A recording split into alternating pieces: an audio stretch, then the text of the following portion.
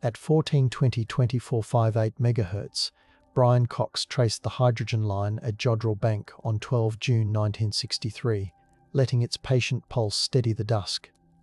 The dented shellac spool marked possible structured drift. In blue pencil breathed a faint, comforting static. If this quiet chronicle soothes you, please subscribe. If this starlit history soothes you, please subscribe. If this starlit history soothes you, please subscribe.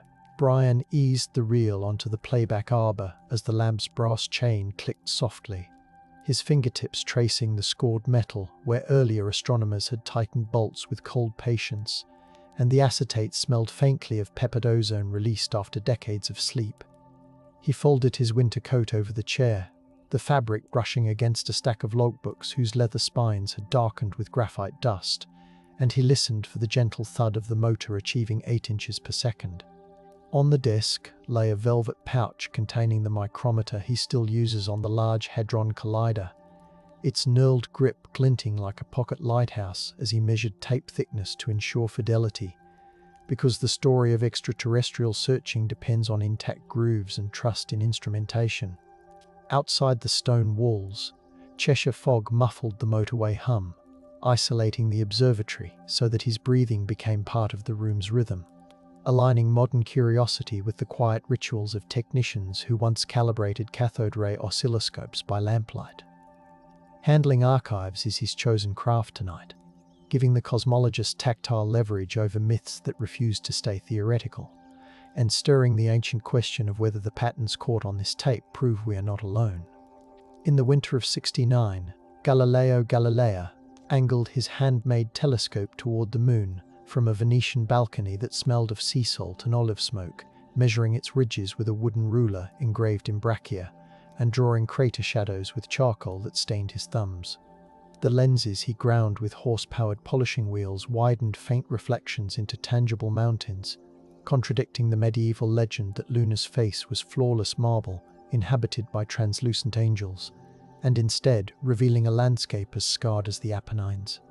He recorded terminator angles of 35 degrees, converting them into peak heights of nearly 4,000 meters, a discovery that lent weight to the notion of another rugged world where life, as speculated by Bruno, might take root. The soft creak of the balcony railing followed his every adjustment, proving how even domestic materials can escort cosmic revelations. That same night he scribbled notes about Jupiter's wandering stars, their rhythmic dance echoing the cadences once attributed to divine messengers. What mattered was the discipline of measuring light against myth, because each arc minute he calculated fortified a new kind of power, the authority of observation over hearsay. Yet it also invited the lingering wonder of whether distant ridges carried their own watchful eyes. A year later in Prague, Johannes Kepler wrote his dreamlike Somnium beside a frost-fobbed window, the glass clinking softly as he rubbed warmth into the pane to see red rooftops, while an iron brazier perfumed the study with cloves he saved for sleepless calculations. He pored over lunar tables derived from Galileo, converting orbital ratios into imagined winds that might carry lunar sailors across basalt seas, grounding his fiction in meticulously computed ephemerides that supported Tycho Brahe's raw data. The manuscript, inked with oak galls, married numerical precision to the Icelandic tales his mother told about spirits riding comets, and in that union he forged a bridge between folklore and proto-science that later generations of alien seekers would cross in their own measured way. Each scratch of quill on parchment resembled distant radio static, hinting at a lineage of evidence awaiting instruments we now consider routine. He safeguarded the pages in a cedar chest, understanding that imaginative rigor could embolden future observers to keep listening for echoes near 1420 MHz. The coals dimmed. Paper cooled. The universe pressed close, unspoken, like a held breath awaiting translation. Yet Kepler's bridge trembled when the Württemberg inquisitors arrested his mother in 1605, hauling her through torchlit corridors that smelled of damp straw, because whispered accusations insisted her comet tales were witchcraft rather than speculative astronomy. The same calculations that guided imperial calendars could not shield family knowledge from suspicion, and Kepler spent months producing methodical legal defenses, stacking eyewitness testimony in parchment piles as neatly as planetary tables. Candle wax dripped over his margins while he argued that celestial pluralism was a matter of geometry, not heresy, but fear of contagion. Silenced many supporters who might have spoken on his behalf. That suppression froze the conversation about inhabited worlds across German courts, proving how fragile evidence becomes when awe unsettles authority. Brian Cox later called the episode a cautionary alignment, because the hydrogen frequency's promise depends on scholars who feel safe enough to report anomalies without risking ions. The clank of manacles echoed longer than the pace of Kepler's pen, reminding listeners that curiosity sometimes waits in enforced quiet until kinder minds rediscover it anew. By 1698, Christian Huygens unrolled his linen maps of Saturn at The Hague, their pigments smelling of linseed and crushed lapis, and resumed the conversation that persecution had chilled, writing Cosmotheris beneath the patient glow of whale oil lamps. His telescopes, calibrated with pendulum-regulated clocks he had perfected, revealed Titan's faint light, persuading him that seas and clouds elsewhere must exist, even if the shapes remained blurred. He described alien artisans forging instruments under pale suns, a vision he justified through proportional reasoning and the principle of plenitude, thereby restoring the idea that life's mathematics could repeat across the cosmos. The scratching of quill against the thick Dutch paper mirrored the kind of data logging a radio astronomer performs when noting signal-to-noise ratios near 1420 MHz, translating faint impressions into durable claims. Readers tucked the book beside navigation manuals, letting its orderly speculations seep into maritime academies that prized charts over miracles, and gradually the silence imposed by courts loosened. What mattered to Huygens was the value of disciplined imagination. It gave society permission to imagine correspondence in the sky, and kept artisans refining optics so later generations could listen harder. When William and Caroline Herschel swept the night of 13 March 1781 from their workshop in Bath, the cold smelled of cut pine from the polished telescope tube, and the metallic rasp of a file accompanied each adjustment to the 40-foot reflector that spotted Uranus. The musicians turned. Astronomers measured the planet's disk at 3.6 arcseconds through a new eyepiece they had ground with abrasive rouge, and the discovery earned royal stipends that bought more mirrors and time. By mapping nebulae with methodical sweeps, they fostered the idea that the universe was not a closed dome, but a garden of suns with potential habitats, and their quiet labour provided artisans with employment under the king's patronage, proving how precision craft could transform whimsical sky stories into national pride. Caroline's small hands, reddened from cold copper, recorded each sweep in neat columns, a domestic rhythm that resonates with the repetitive calibration of radio dishes centuries later. The Herschel's findings moved the myth of wandering spirits into the realm of catalogued realities, supporting the notion that if such surprises exist nearby, mindful listeners might hear strangers further away. Still, the appetite for marvels invited misdirection in 1835, when the New York Sun's presses clattered through humid nights, the air thick with steam and ink as reporters published the Great Moon Hoax, describing bat-winged selenites basking in sapphire forests, allegedly observed by Herschel's telescope. Typesetters set 632,000 impressions over 6 days, the lead type warming under their fingers, and the phony engravings fluttered in gaslit parlours, persuading readers that authoritative-sounding jargon could mimic legitimate measurement.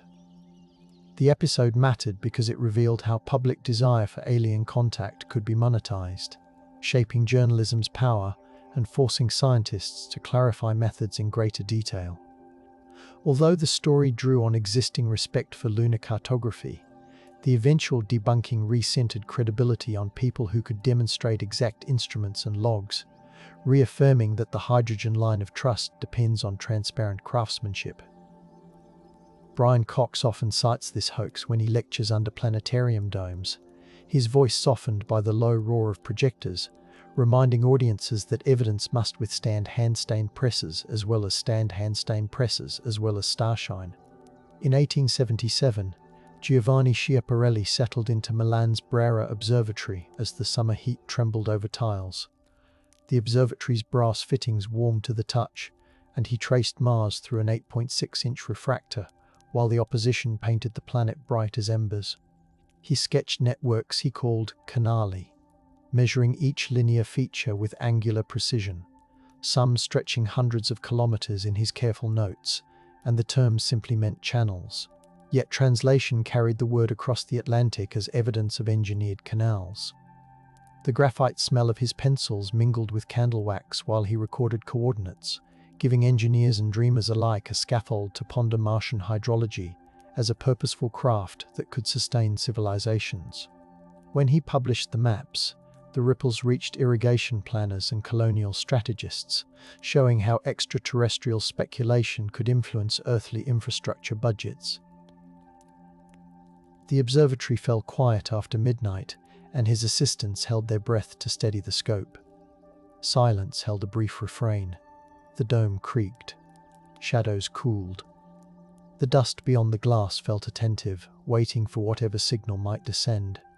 Percival Lowell took Schiaparelli's charts to heart, erecting a private observatory in Flagstaff by 1894, where high-altitude air tasted of pine resin, and the newly planed wooden floors echoed beneath his boots.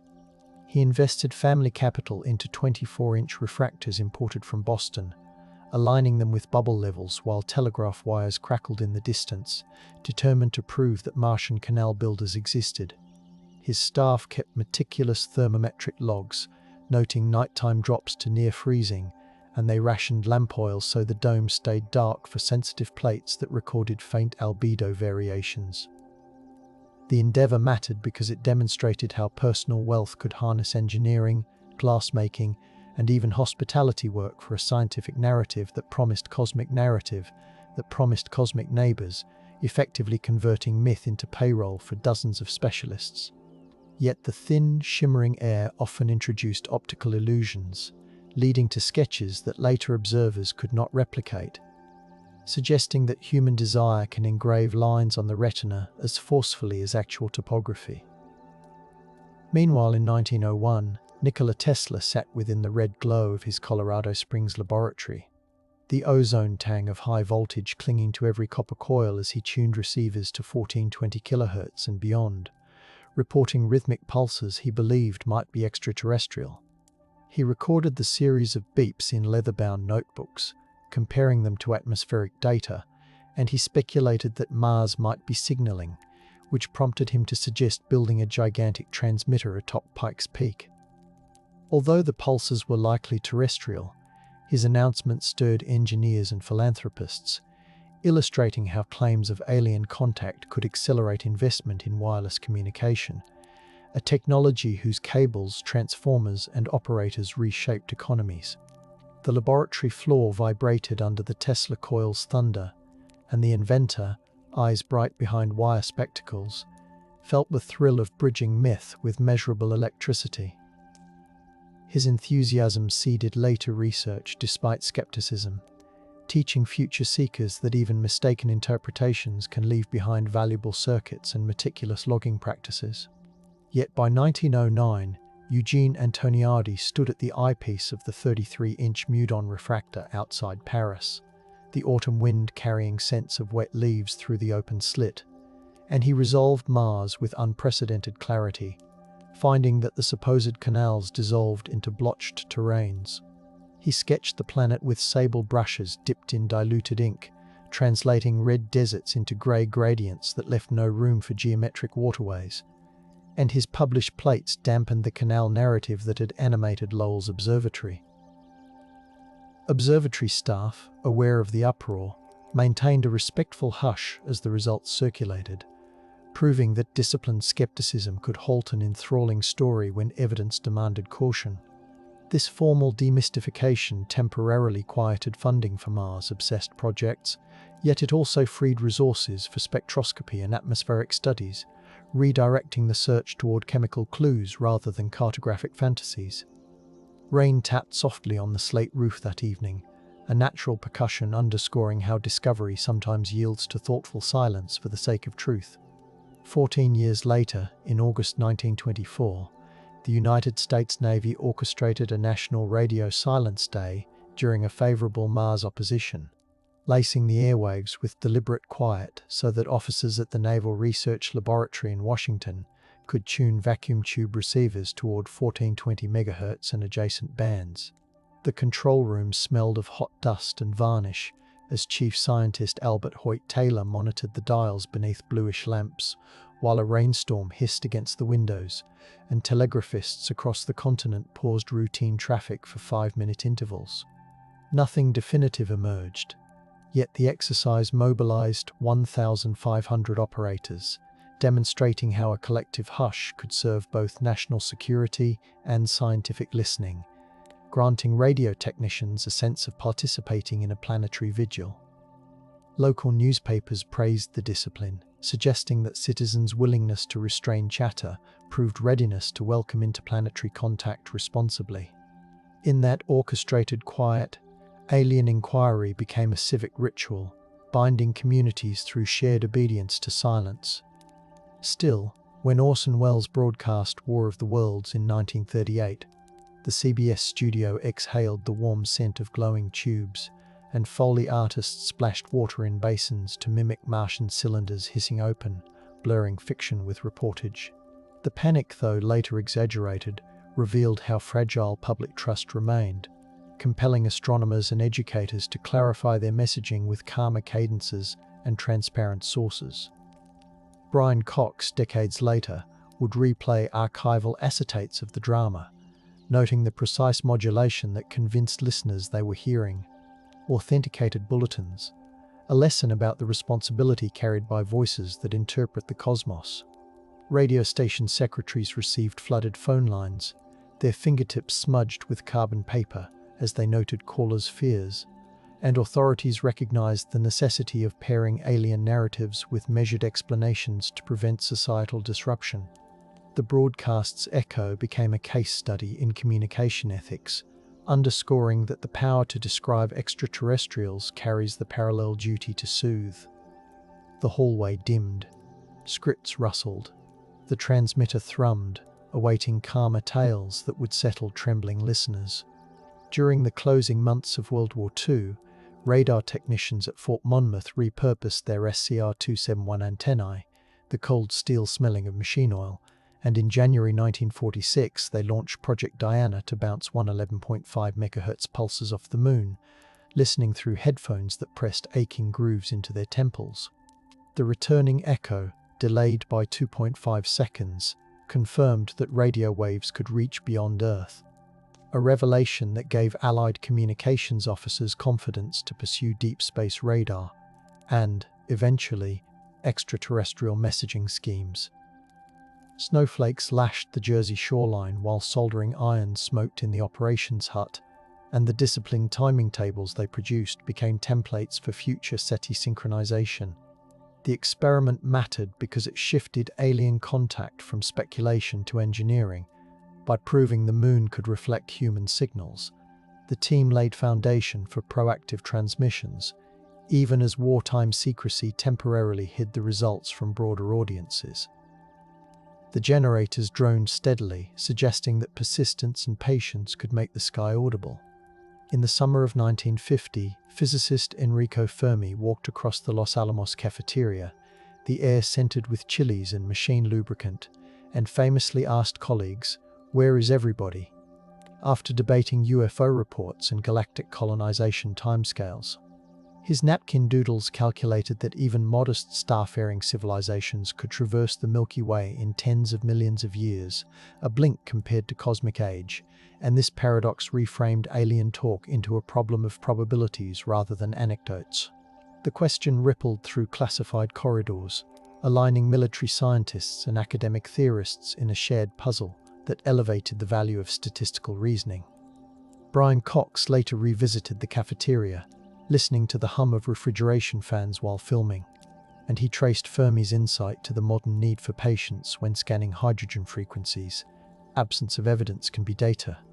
The cafeteria's fluorescent lights flickered softly, illuminating the uneaten dessert Fermi left behind, a quiet emblem of curiosity interrupting routine. 9 years later, Giuseppe Cocconi and Philip Morrison published their seminal Nature paper from Cornell, the campus smelling of fallen leaves and the chalk dust that clung to their tweed sleeves, proposing that 1420 MHz, our hydrogen line, was the universal hailing frequency for any civilization wanting to announce itself. They reasoned that hydrogen's spectral signature was so fundamental that physics alone would advertise the channel, and they calculated beam widths, radiated power, and receiver sensitivity required to detect interstellar messages. Their article mattered because it offered SETI a rigorous blueprint, convincing funding boards and amateur clubs alike that listening could be systematic rather than speculative. The mimeographed reprints they mailed carried the faint scent of toner, and colleagues unfolded them beside coffees that steamed in the autumn chill, feeling the thrill of a precise roadmap that linked theoretical astrophysics with practical antenna design. In that moment, the search gained legitimacy, tying academic prestige to the humble act of patient listening. Frank Drake set up Project Ozma at Green Bank in spring 1960, the West Virginia hills damp with dew and jasmine, while the 26-meter dish rotated with a deep groan, targeting Tau Ceti and Epsilon Eridani. He tuned the receiver to a 2.3 kHz bandwidth around 1424.25 MHz, calibrating against a noise diode whose warm resistor smelled faintly of singed varnish, and recorded results on reel-to-reel tapes that hissed softly. The operation required technicians to oil motors, electricians to monitor power fluctuations, and students to swat mosquitoes while logging signal strength, transforming the alien hunt into collaborative labor that trained a generation of radio astronomers.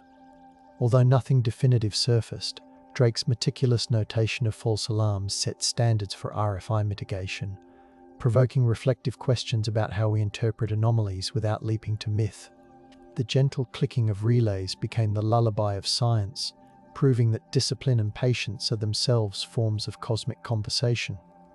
In 1967, graduate student Jocelyn Bell, fingers numbed by the cold Armagh wind, walked the 4.5-acre Mullard Radio Astronomy Observatory, checking the 120 miles of coaxial cable that smelled of tar and wet grass, and she noticed a curious lark-like beat in the pen chart recorder.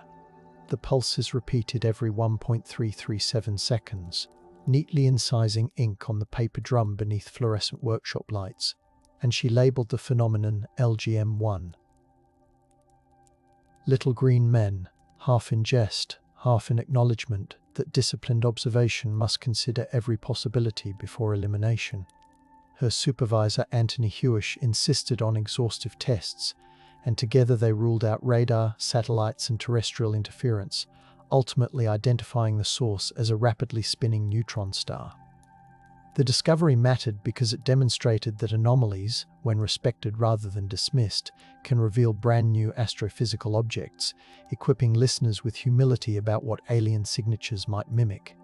The shed smelled of solder and damp wool as Bell carefully folded the chart, knowing that skepticism paired with wonder can redraw the heavens. The sky slowed. Pens rested. The deep ticking lingered, cushioning thought for another night of listening.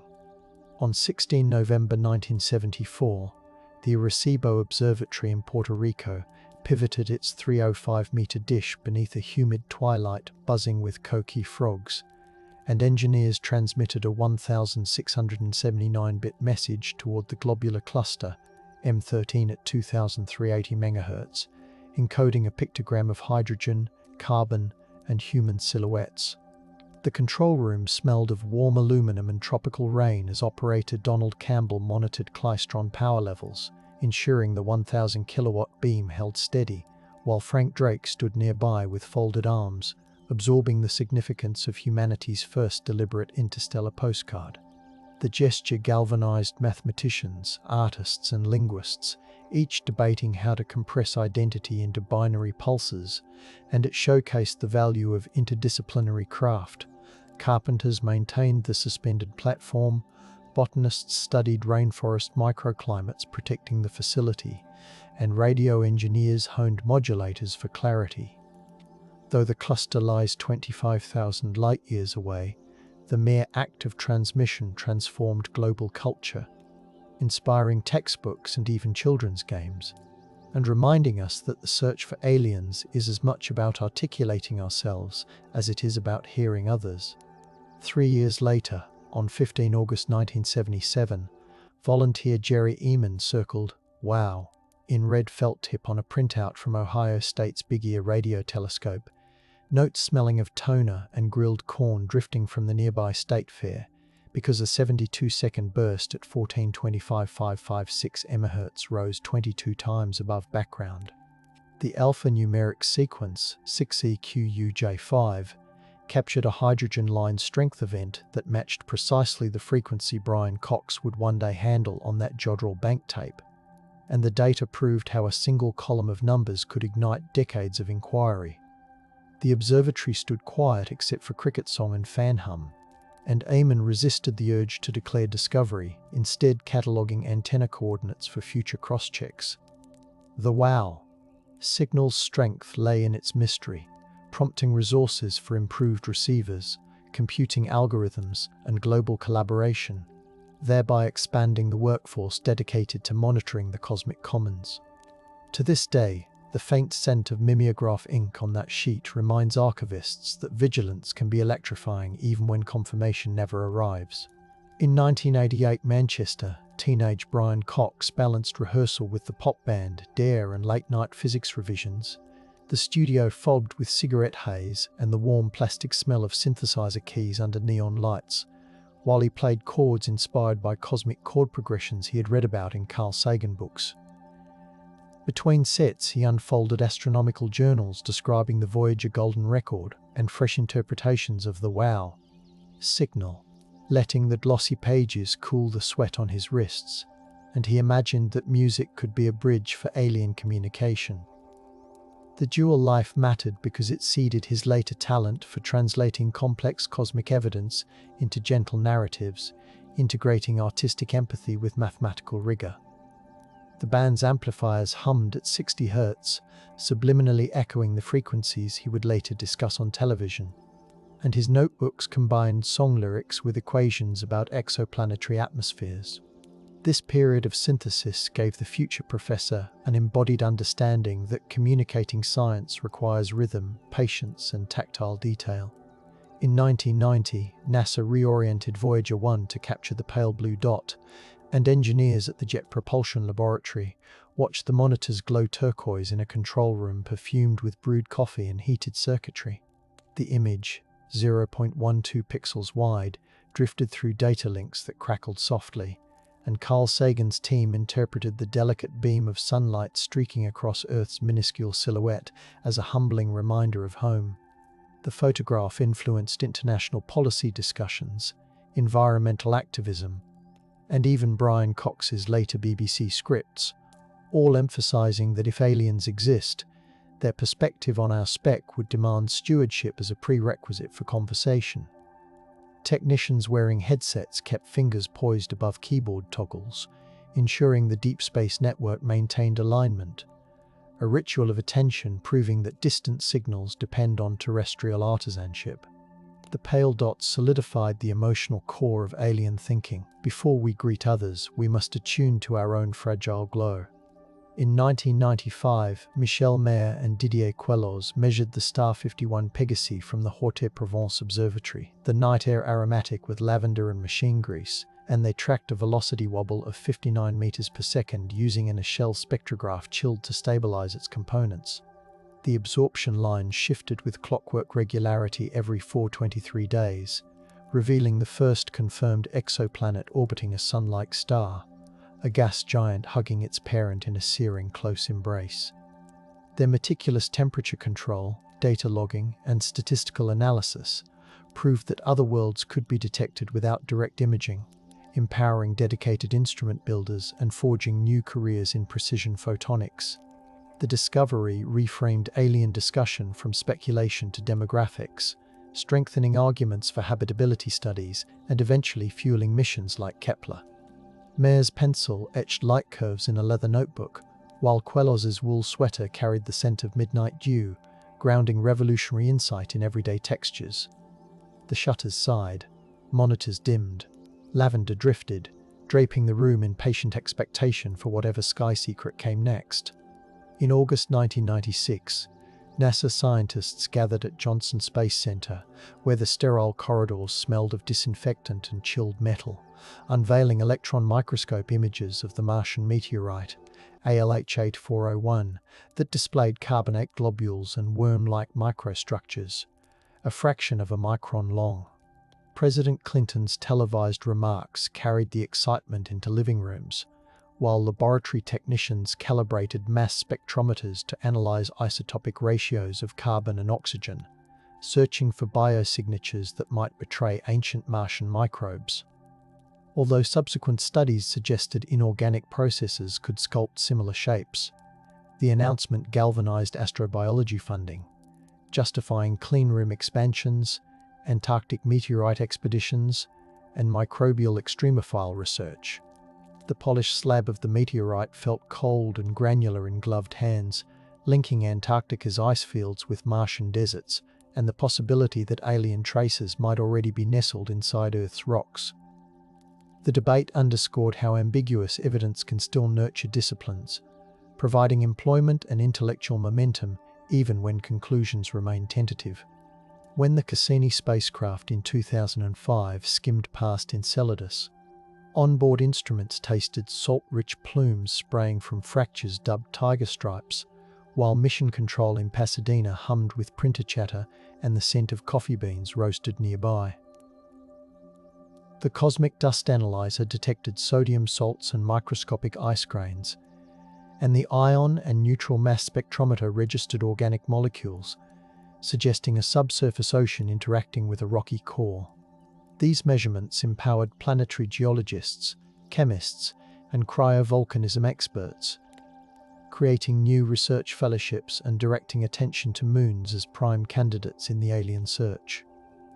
Engineers meticulously monitored reaction wheels and hydrazine levels to ensure future flybys, revealing how every actuator and gasket contributes to the grand narrative of seeking life beyond Earth.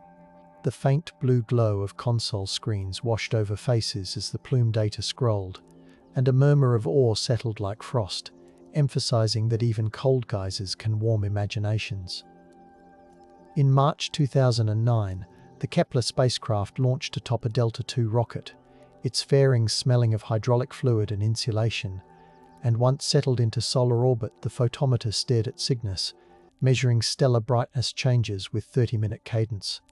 The silicon detectors operated at 85 degrees C, their dart current carefully subtracted, and the mission soon produced thousands of transit curves showing planets of every composition, establishing that worlds are abundant and statistically inevitable.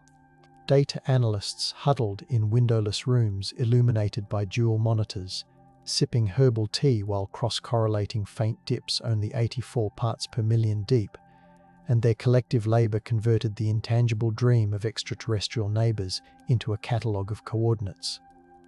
Kepler's stability depended on reaction wheels lubricated with sputtered molybdenum disulfide, a reminder that the search's success rests upon materials, science as much as cosmic curiosity. Each confirmed planet broadened imagination's horizon, urging society to prepare linguistically, philosophically, and ethically for eventual contact. In 2015, under the vaulted ceiling of London's Royal Society, the air perfumed with polished wood and old paper, Stephen Hawking and Yuri Milner announced breakthrough.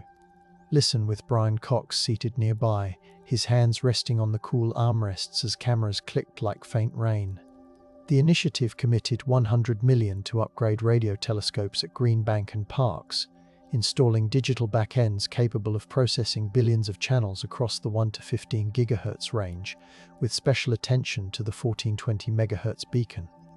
Software developers compiled code in labs that smelled of solder flux, while data archivists arranged petabytes of storage cooled by hissing ventilation, employing hundreds of analysts who combed for narrowband carriers.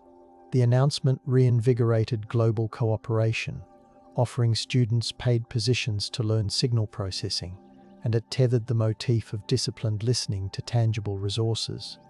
Cox later described how the room's quiet after Hawking's speech felt like velvet, a collective silence charged with hopeful responsibility.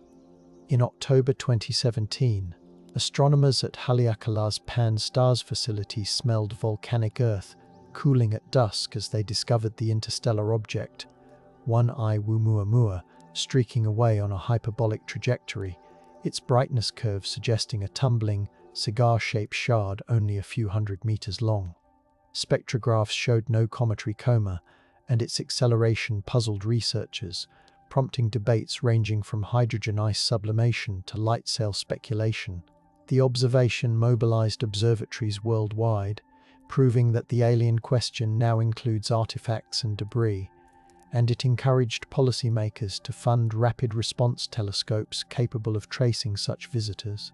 Brian Cox discussed the findings on air from a BBC studio lit by gentle LEDs, explaining with soft cadence how extraordinary yet natural physics could be, and how our readiness to interpret anomalies defines the narrative's credibility.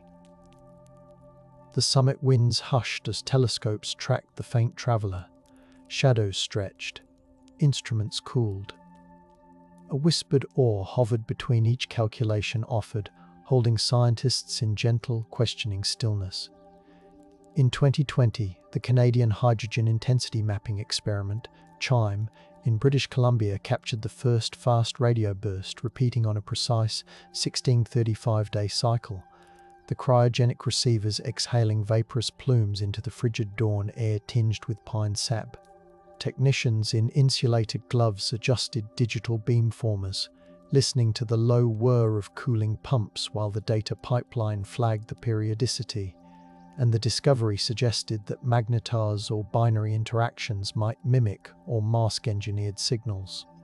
The result mattered because it forced SETI analysts to refine filters, distinguishing natural astrophysical rhythms from potential intentional beacons, and it spurred collaborations with gravitational wave observatories to watch for correlated events.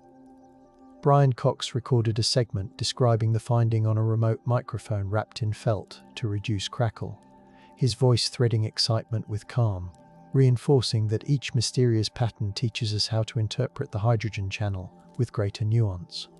By 2022, the James Webb Space Telescope deployed from L2, its sunshield unfurling with the faint crinkle of Captain remembered in ground tests, and its instruments sniffed the infrared spectra of exoplanets like WASP 96b, discerning water signatures within atmospheric mists. In mission control at Goddard, engineers monitored cryostat temperatures bathed in soft amber status lights, and they shared chocolate bars to steady nerves as the mid-infrared instrument settled at 6.7 Kelvin. The resulting absorption lines offered tools to probe for methane disequilibrium, a key biosignature, and they validated decades of mirror polishing labor by technicians whose fingerprints never touched the pristine gold. The reverent hush that followed first light was silence born of awe rather than fear, yet it motivated astronomers to keep calibrating, to improve pipeline subtraction, and to dream of detecting even faint chlorophyll red edges someday. Through Webb's vision, the alien question gained textures of vapor and light, not merely numbers. Tonight, as Brian Cox steps across the red soil of Western Australia where the square-kilometre array's first dishes await activation, the desert air tastes of iron dust and eucalyptus, and the Milky Way arches like a silvered river pouring silence into his cupped hands. He listens to technicians discussing fibre-optic timing lasers that pulse green through corrugated conduits, and he feels the vibration of cooling fans through the soles of his boots, reminders that each bolt and waveform is a pledge to the hydrogen whisper first traced on that Jodrell bank reel. Memories of Galileo's charcoal, Kepler's cedar chest, Huygens's whale lamps, Lowell's pine-scented dome, Bell's inked charts, and Voyager's pale pixel settling on a cobalt screen all converge in his breathing, suggesting that every generation's discovery, suppression, and rediscovery flows into this desert hush. The dishes gleam under starlight, their mesh cold as river stones, and distant dingoes call with a soft yip that feels like punctuation to an unfinished sentence. He wonders, not aloud, but in the steady rhythm of his pulse. Whether the next faint carrier, once sifted from cosmic noise, will sound like a chord already written in his youthful synthesizer, or like a completely new timbre waiting to be named. The night does not answer. It only holds the question open,